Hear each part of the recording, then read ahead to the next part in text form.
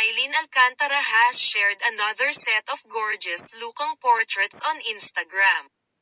On Monday, the Sparkle star uploaded photos of herself casually sitting on a staircase, adorned in a gray spaghetti strap dress, and showcasing her beautiful hair. Mucho amor, Kylene Alcantara wrote, which translates to much love in English.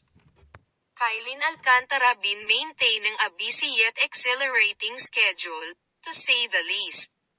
Recently, she revealed her adventurous side by taking a shot at driving a drag race car. In November, she further showcased her skills by confidently riding a motorcycle, fully geared up in riding attire. Kylene Alcantara is set to star in the Philippines adaptation of the hit Korean drama, Shining Inheritance, where she will play the antagonist role of Joanna de la Cuesta. It marks her return to portraying a kontrabida role after Kambal Karibal.